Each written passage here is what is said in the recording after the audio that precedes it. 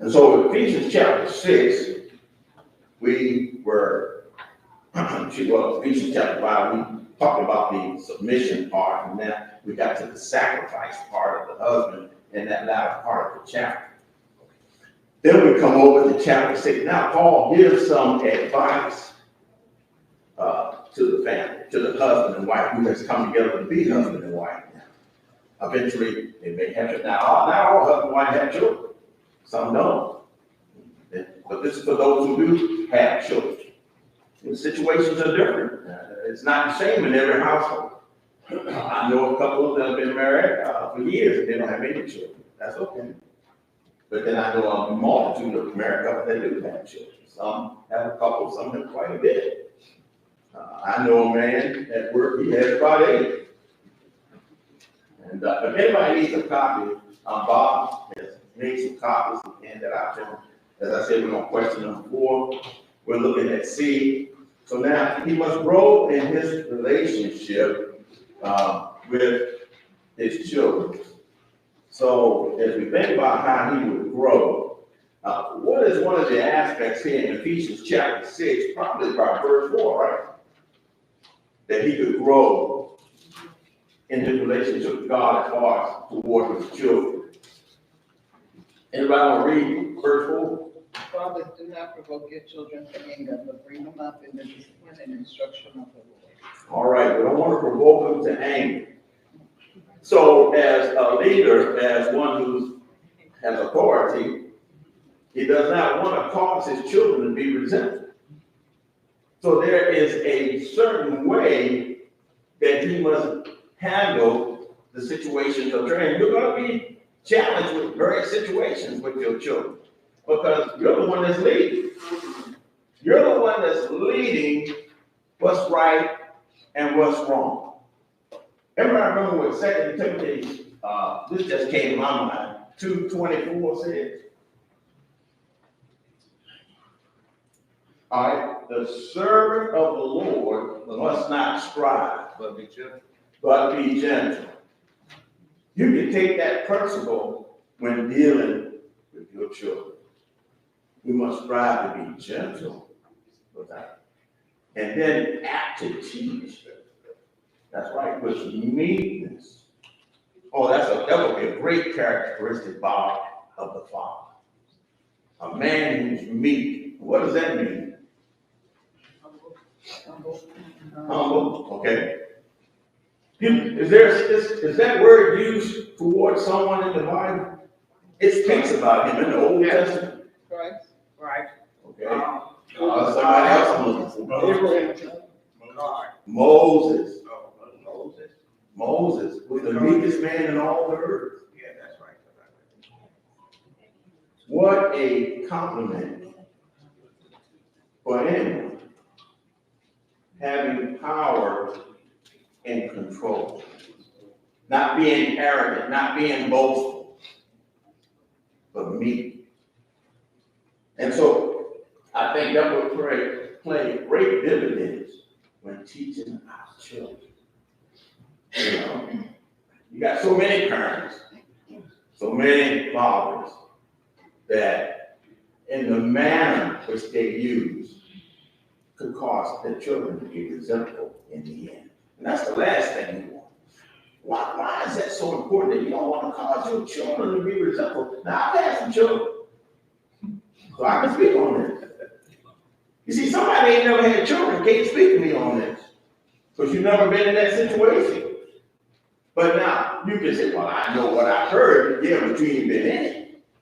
Now, when it comes, how many in here got children or have had children? Yeah, most of us don't raise them hands. What's your experience, brother? Let me speak to one or two of the fathers. This is Father's Day. Brother Dennis, what's your experience as raising? Yeah, you know I was going to call you. I'm looking right at you. You know I was coming. What's your experience raising your 2 sons? And you don't have to be very specific. Just be in general. Well, it's certainly a turnaround guy. Okay. You know, and that helped great. You know, because things change. They change. They get exposed to the world, those around them, school, play, you know. So there's a lot of challenges involved. But I like what my brother just said. It's centered around God. He kept, just like God said about Abraham, for I know him. You hear that? I know him. I know Abraham gonna rear up his children in the way of the Lord.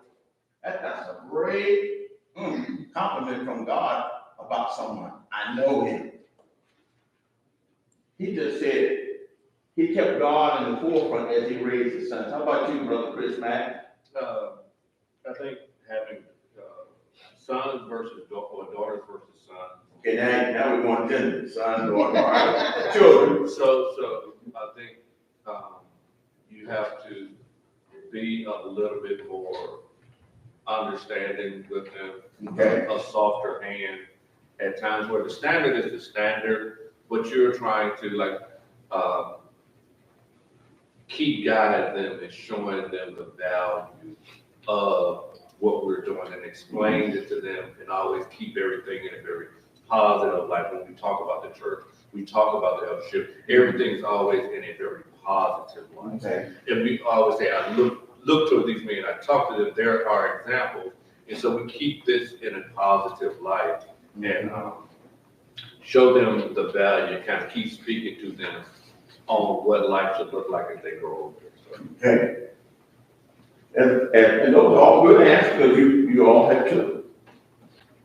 Think about this now. Then if you said something about keeping God in the forefront, as a father, how do I keep God in the forefront before my children? I know I can set that example, that's right. But what if I sit down and start studying those? Study to show yourself approval, working with me, not to shame, right, providing the word of truth. I can sit down with them and have a study with them. I know they come to worship and have Bible classes, but what about at home? Maybe take the class that they're in, ask them what have they learned, and re-emphasize what they were studying. Man, you know how important that is if a father sat down and did that with his kids. I think that's what Brother Disney did with his son. Look what happened to him. When you give that personal, intimate attention to your child. Now, some of us have failed in that. And some fathers leave that just to him. Let the church do it. I ain't got time for that. I'm too busy working. I gotta make money. No. When you love, and I'm not saying they don't love their children, but you really love them when you do everything as a father to help them so that they can save their soul. It's all about the soul, brother. These children, but one day, remember that little story I told y'all? I think I got that from Brother Eric Owens. That little story, the father asked his son, what do you want to do in life? He said, well, Dad, I'm going to go to school. Okay. So he goes to school. Then his dad says, now, after you go to school, what happens then? Then what? And the son said, well, I guess I'll graduate, and then it's okay, maybe go to college. And then, that's right, then, I guess I'll find me a job. And then, see, you notice that keeps coming? And then what? You see, because this is all the things that are advocated in most homes. Right. See, but the home I'm talking about is a little bit different. It's not striving to teach you to be very successful economically in society in the United States, because that is push that you live the American dream. Well, why don't you try to strive to live with God? Why don't you strive for that? Paul said to charge them that are rich in this world, that they be not what? High-minded, that they trust not in uncertain riches, but they trust in the living God who gives us richly all things to enjoy. Why don't you sit your child down and say, son, the most weightiest, now I ain't finished that story yet. The most weightiest things of matters to find that pearl of great price in that field. Instead of you striving to be a corporate CEO or vice president, You found that pearl and go sell all that you have. That's everything that's of your interest. And you purchase that field so that you can have that pearl. And so after you find that job, then what? Well, I guess I found your wife and get married. And then what? I guess I'll get old. And then what? And then I'll die. And there it goes again. And then what? Yes, sir. You did that? And then what? It is appointed unto man wants to die. That's the judgment. That's what happens. Do you know that's what Ecclesiastes is all about? You take time to read that. Solomon found that out. Solomon did everything a man could do under the sun. And what did Solomon say? All is vexation of the spirit. Vanity, all is vanity and vexation of the spirit. That's right.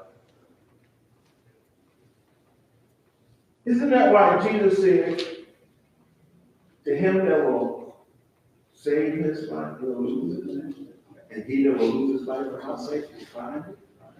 Oh, so why not start early? Wherefore shall a young man cleanse his way? No, except he take heed according to the Lord's will. Right. Well, fathers, we have an opportunity when you have children. You know, children are so precious, aren't they? Lo, the Bible says in Psalm 127, 3 and 4, as we grow towards the Lord, something we need to realize with our children. Though children are a heritage of the Lord, and the fruit of the womb is his reward.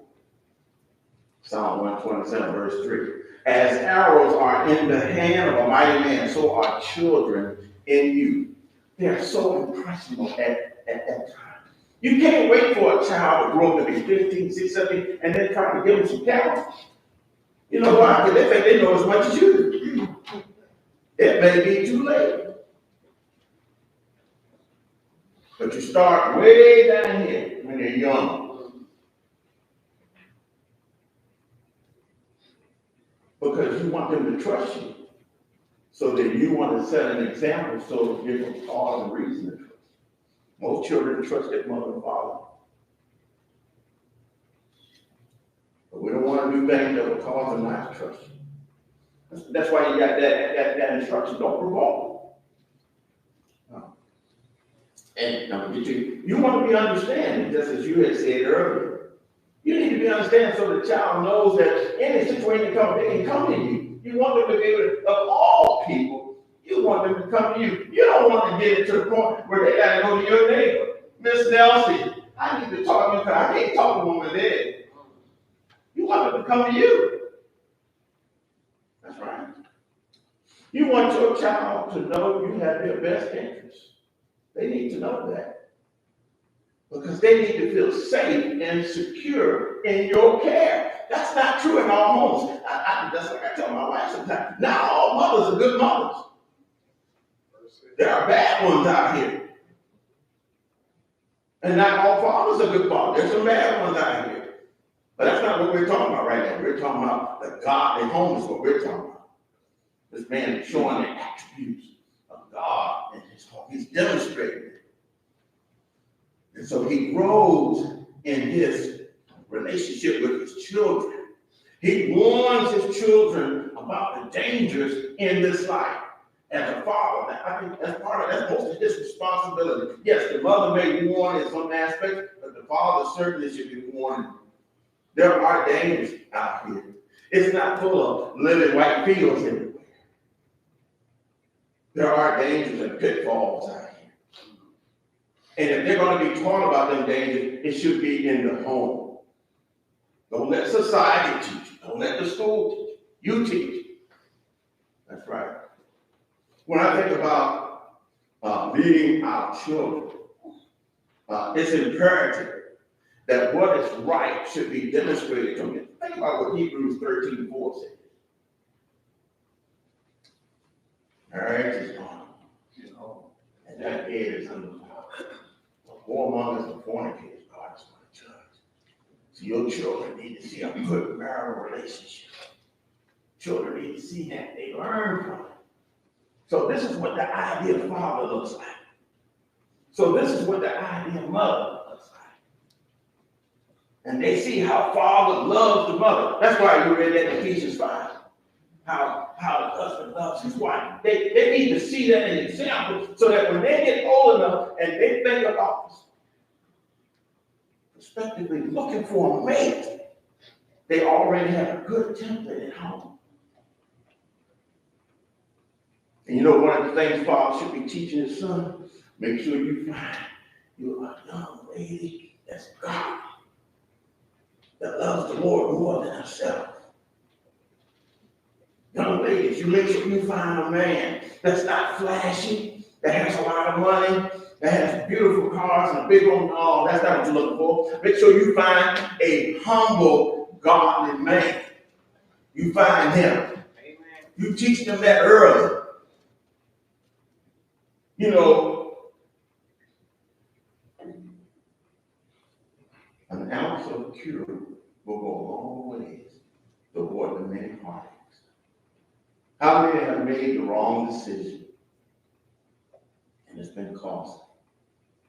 But if you have some good teaching at home, it will help you in your guide as your child grows up from the great example they've seen at home before they embark and establish their own life and create their own home. Yeah, Brother Bishop. Maxwell, we always counsel young ladies when you're looking for that man. If you find a man who loves God, yes, that man will love you. That's correct.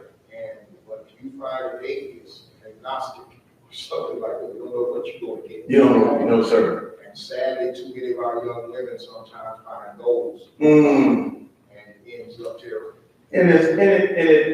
And you probably know some situations, I'm quite sure. I know some, and some of these other brothers, you know, these situations.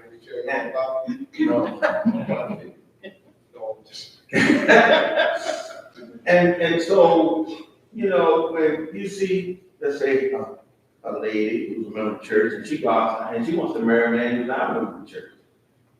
And so I question that. You know, have you even prayed to God to help you in this matter? And how is God going to help you? Well, you got to go to God's word to find out what would be the character of this individual. I think that's important. Before you say I do. A lot of times we have counseling and all to help prospective married couples before they get married. What's involved? What's going to be the commitment? And this needs to all be taken care of before we start bringing children into the home. See, that needs to be taken care of. See, this is the ideal home we're talking about here. Now, a good balance is I think, necessary when raising up your children. You know, the Bible says foolishness is bound up in the heart of a child, but the rod of correction shall drive it far from thee. You believe that? I do. My mom and daddy believe it. Maybe that's why I ain't in jail. Man, let me tell you now, mama didn't play, daddy didn't either. I had great respect for my mom and dad. I wouldn't even cut classes in school. Why? Because if they got back home with my mom and dad, I'm in trouble. You see, sometimes we need to teach our children there are consequences for certain actions. And if you just let your child just run random and don't do it, I've seen them in the store, you have too. Will you please sit down, and they don't even listen to mom. She can speak till she blue in the face, and they don't listen. And I told my wife one day, I said, you see that right there? I can't even imagine doing that to my mom. My mom, they didn't have to speak for once. Matter of fact, right here in this building, right back there, I was playing with my brother. I was probably about 7 years old, and I threw a spitball at him, cutting up in church. And man, I didn't know Mama had a radar. And I went to throw that spitball, and whack! It was quick. She said, "Now do it again." Now, of course, I was in there crying. Like my little bald head hit the back of the pew. And I know everybody behind had to see it. And she said, "The next time we're going out." outside. I said, oh, man, I straightened up real. Well, you know, I mean, she used to handle the Bible, says she was wrong. So it don't be direct, indirect. But sometimes you really have to chase it. Somebody put me, go to Hebrews chapter 12, verse 6 through 11 right quick. And you know, we got these so-called psychologists out here that told you, don't you ever speak the truth. Right. That's cruel and punishment. Yeah. Tell them to stand over in that corner for a while. And you know, of course, they do that in class. Yeah, Mike. Yeah, and society has gotten in the way too, Maxwell. You know, when I was a kid, it was like you. It didn't matter if you were in public. Right. Mom and dad was gonna tear you up. Yes, they were. But now you got people that will report you Yeah. as abusing your child. Yeah, times have changed, haven't they? Now you got to be a little wiser. So what happened? You gotta be a little wise with it. But I still see some parents don't care. But now, like I say, and then, unfortunately, in this society, I'm gonna call the law on them. Now your child threatening you in your own home. It ain't gotta be in the public. I know one time my mother told my sister, she said, "Here, here's your phone." But she said, "You better not be here when I get back." I had one old time mother. That's right. She came from the South. She believed in discipline. But I think that preserved and protected. See, notice it says foolishness is bound up in the heart. Yeah, I have foolishness. That's where the correction comes in. You know, and if a person, a young person make a mistake, you gotta correct them. No, reprove them, correct them. And if talking don't work, and sometimes you have to use other means to get their attention. Now, what does Hebrews 12, 6 through 11 say? For whom the Lord loveth, he chasteneth. You hear that? For whom even our Father in heaven, whom, watch this, whom he loveth. You see, if you don't chasten your child, you really love them like you should. You don't just keep going in the way of error. You don't try to correct it. Oh, you know you correct your child. All right, wait, Wendell. For whom the Lord loveth, he chasteneth, and scourgeth every son whom he receiveth. If ye endure chastening, God dealeth with you as with sons. Mm-hmm. For what son is he whom the Father chasteneth not? But if ye be without chastisement, whereof all are partakers, then are ye bastards and not sons. Furthermore, we have had fathers of our flesh, which corrected us, and we gave them reverence. Shall we not much rather be in subjection unto the Father of spirits and live?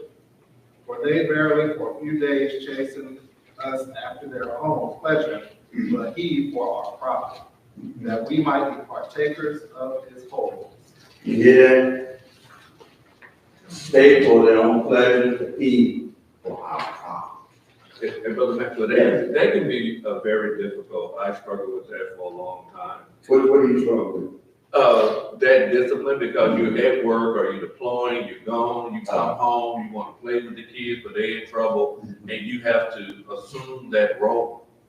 And then they don't want to be around you, because you spank them or discipline, or they're in trouble. You want to do something, you like, I guess I'm just gonna sit over here. Mm-hmm. And you did, as dads, you can potentially live in that space for a long time. You come home and the house is in chaos, and you need to discipline, and you just want some peace and relax, come from work or the world, dealing with all that craziness, and now you got to set your household straight. Mm-hmm.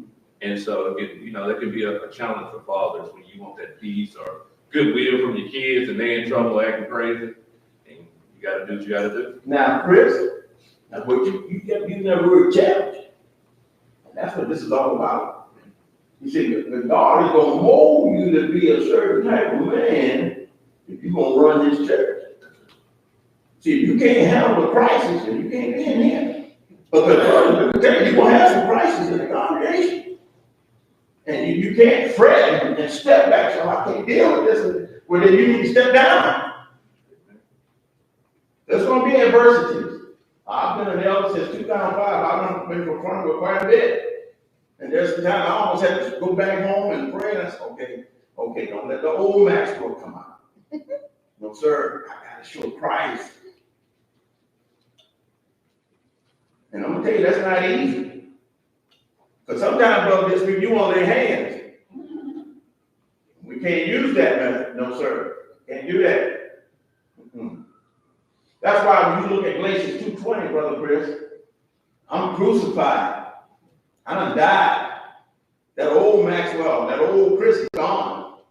I've been crucified with Christ. Nevertheless, I live, yet not I, but Christ liveth in me. And the life that I now live, I live by the faith. There it is. And what does the faith teach?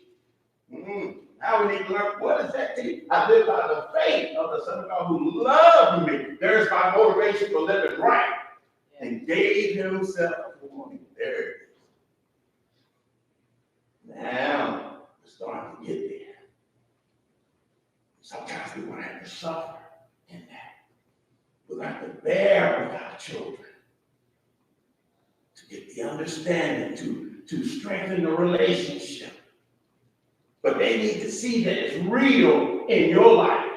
That's why I say Christ in you, the hope and glory. They need to see that that hope is real in your life. My daughter gave me a card not too long before my birthday, and it almost brought tears to my eyes. You never know what your children, she's grown now, but she said, thank you, Dad, for your wisdom and your knowledge. Because every opportunity I get with my daughter, I'm always sharing with her something from the scripture. Even though she doesn't live under my house anymore. I try to always keep that before her. And now I know she's been listening. Now we've even got on the phone and had little studies over the phone. Even though she's 160 miles away, we still have a study. You as a leader, you realize how much you influence people by your life. And on that note, that takes me to question number 5. Look at question number 5. I said I was going to get to question 5 today. And what does question 5 say? Well, it says, now what are some applications of that principle taught in Matthew chapter 7:12 and Matthew 22:39? Now, Matthew 7:12, you know, a lot of people have called that the golden rule. Anybody got Matthew 7:12? Therefore, all things whatsoever ye would that men should do to you, do ye even so to them. For this is the law and the prophets. All right. And in short, I've heard it say, now do unto others as you would have them to do unto you. That admonition, that law right there, that is as complete as it can get. And you tie that with Matthew 22:39. Remember that? What was the greatest commandment? To love the Lord your God with all your heart, mind, and soul. And the second is like unto it, verse 4. To love your neighbor as self. Remember the lawyer was trying to tempt the Lord there? And then he gave that little parable about the man that was beaten down by thieves, and the good Samaritan came along the way. This, I think, is this right here, as far as in our Christianity, especially as a leader, is the summit of ethics, behavior, righteousness, and godliness. It's the summit of it. And think about this, was in the Lord's Sermon on the Mount, wasn't it? And he had talked about how we deal with people and such. So here, he said, therefore, whatsoever you have men do unto you, do also unto them. Now, the golden rule is very practical for God's love, isn't it? God has done to us what he expects us to do unto him and our fellow man. It teaches the whole law contained in these words, thou shalt love thy neighbor as thyself. It is seeking ways to treat others as you would have them treat you. I mean, initially, you initialize how you treat someone. That's right. You treat them. You treat them with good. Even if they treat you bad, are you going to return that? No. Okay, you treat me bad, I'll get you in the end. With Matthew chapter 5, verse 44, allow for that. Everybody know what that verse says? Love your enemies. Love your enemies. That's a tough one. Love your enemies. Bless them that what? Curse you. Do what? Do good to them that hate you. Is that easy? You know why? Because our fleshly side just wants to get back. We offend God, don't we? From time to time, yes we do. And when you think about God's love, Romans 5:8 should come to mind. God commended his love toward us purposely, mental. Even though we offended, God commended his love towards us, and yet while we were sinners, Christ died for us. God is still reaching and extending his love toward you, even though you are offensive. This is a great challenge right here. Matthew chapter 5, verse 44. He says, and pray for them which despitefully use you and persecute you. Let me ask you something. How many times have you got down in prayer to pray for someone you know means you know good? How many times have you taken it to the Lord to help you in the matter? To soften your heart so that you don't offer retaliation. I know we sit here and listen to this, but you got to take this to heart. You're going to be a child of God. The instruction is right here. And we're taking this instruction to heart. I know it's not easy. No one said it was easy. But let me tell you something. When you start practicing it, you start growing. You become just like your Father in heaven. You don't retribute ill will, because ill will was demonstrated to you. Oh, it's a challenge. You see, the whole purpose of the believer, especially here as a leader, is to give somewhat a foretaste to the recipient of what heaven desires of you. I mean, that's right, you're demonstrating all of God's goodness. Even though someone has treated you bad, you demonstrate goodness towards them. Yes. And that comes from what? A renewed mind. Okay, I see the hands. We're going to get there in just a second. That comes from a renewed mind. I mean, a mind that there's been a transformation because you're not conformed to the world. And you see, you know what the world does. Now, the world, someone worldly, you're in trouble. Yes, sir. You do something bad to them, they're looking for an instance or opportunity to do something bad to you. But not in the Lord's kingdom. We've been converted. Our mindset should be different. We've been transformed by the renewing of our mind that we might do what? Prove that which is good and acceptable and the perfect will of God. We're in the business of proving what's right. Brother Mike. Oh, you don't forgot what you wanted to ask me now, right? Yeah, no, the scripture that you're talking about, especially where it's dealing with enemies. But when you go back to Matthew 7, verse 12, and then you go to the second law. But you want to talk about those verses preceding it? Well, no. Okay. Verse 6, therefore all things what's up here, and the key is the very next thing he says that you would. So in other words, whatever you want people, however you want people to treat you, that's how you should treat them. Yes. It's not predicated upon how they treat you. That's correct. It says how you want them to treat you. That means they may not be treating you that way, but you still have to treat them the way you want to treat them. That's what makes it so hard. That's what makes it challenging. Yes. That's what makes us like God. Because look how we treat God. But how does God treat the world? Yes. Okay, Brother Bishop, very good. And then I was thinking when you talk about Matthew 5:44 with God, well, we have one word that we typically use. Yes. And they would have had eros, phileo, storge, agape, and so that word is agape, and that comes from agape. So right. If you understand then the love that he's using, and you realize that that is the love that sent Christ here, God sent Christ. highest form of love, you know he's not telling you this should be your best friend. Right. When we say love them, because sometimes you can't separate that. And so we think, well, how can you do that with an enemy? Because the word literally is trying to tell you that you give them what love demands. And God will fill out what love demands of us. And so for example, if God says, he uses the same word for a husband to love his wife. He doesn't use the friendship word like phileo, where we get Philadelphia, brotherly love and all that. He doesn't use eros, where we get erotic and all those kind of things.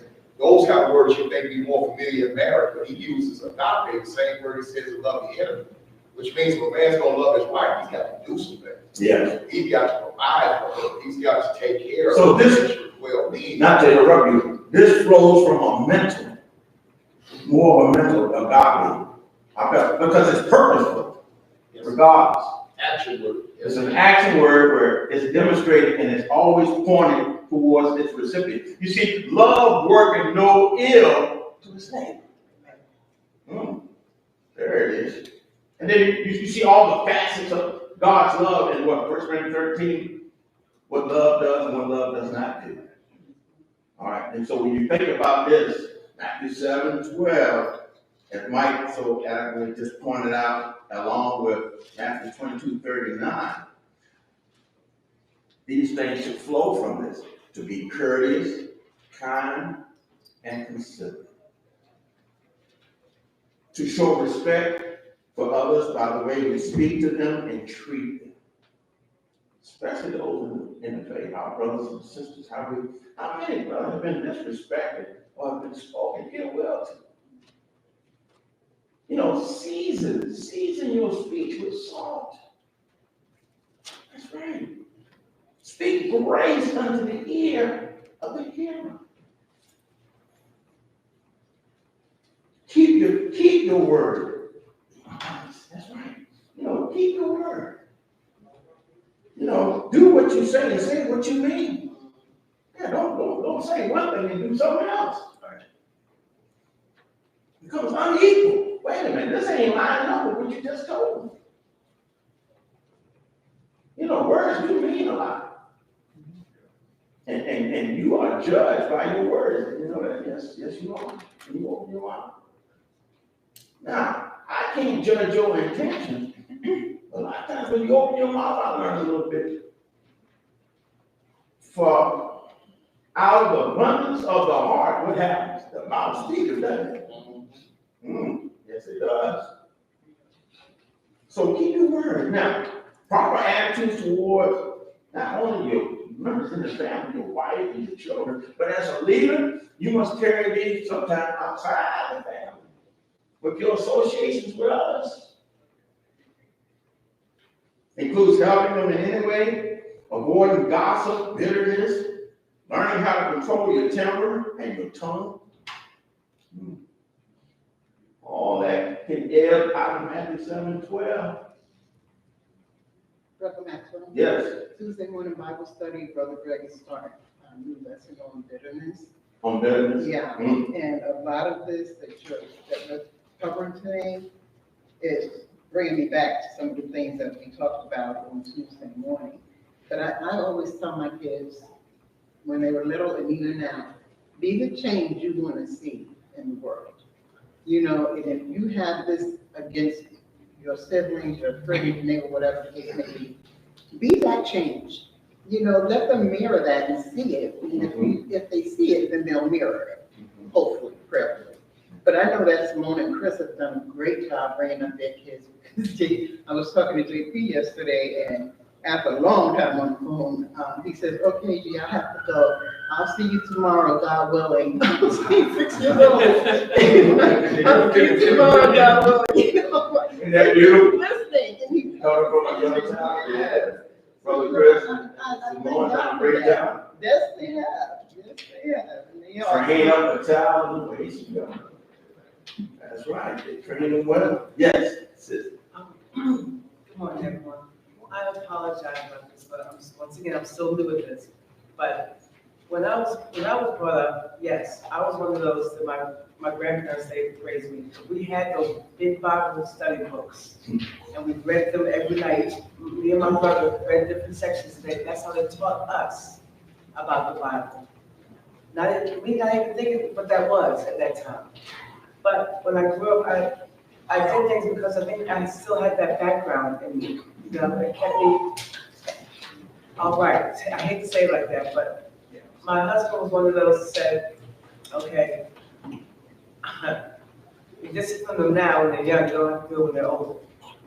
And then you just give them a look, which we did, and they knew exactly what that meant.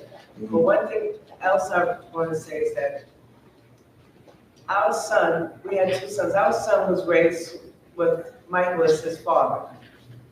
And our son married the young lady he impregnated, which was the first time that ever happened in his family, his father's family's life. No one ever married the mother. And we felt good about that because he learned that from us, that he should marry the mother of the child and love her the way we did. And I just think we felt good about that little bit that he did. We just knew that he got that from us because we were married. He didn't just impregnate her and just move on to someone else or move on to whatever. Unfortunately, she passed. But still, we felt very proud. When he's raising his boys now, we're very proud of that because we taught him that. We taught him that of how we raised him. That's good. And I just had to speak on that. All right, thank you for that. Yes, it's back to hearing so. When I see someone that I know I have problems with, and I see them, I will go to them, and if I said hello, and they respond back to me in a good way, that makes me feel, that brings joy in my heart. That makes me feel, the love really for that person. It could have she could have just turned away or did not say anything to me, but she responded to me as, a good, loving person. So that makes me, when I come across things like that, that makes me have joy in my heart. And that's good. I said that's good, that you have that joy. Yes, because eventually maybe, what went wrong, it was forgotten, hopefully, and it's gone. So you have to love your neighbor as you love yourself. I think in that verse right there that we've been concentrating on, Matthew 7, my one brought it up an interesting point, and that's whatever you would have men do to you. You have to ask yourself, what would you have someone do to you? Do you want to be mistreated? No. And you shouldn't mistreat someone. Right. You see that? See the reciprocal of that? Ask. Would you want someone to go upside your head? No. Then you shouldn't go upside someone. Do you want somebody to curse you out? No. Then don't you participate in it? Right. See how that works? That's right. That you would have them do to you. See that? Oh, isn't it? Man, is that working in that marital relationship? Mm-hmm. Yes, sir. Husband, leader, and wife. What would you want your mate to do unto you? Hopefully something good, not something bad. Then don't you do something bad. You do something good. Right. That's right. That's the whole work, man. That thing is just complete. It's a full circle. Ain't no escape out of that. When the Bible says the law of the Lord is perfect, that is correct. The law of the Lord is perfect, converting the soul, making wise the simple. Yes, sir. It is. All right, look, my time's up. We've gone far enough. All right, I don't want y'all talking about me after class. All right. Thank you for your discussion. Let's get ready for work.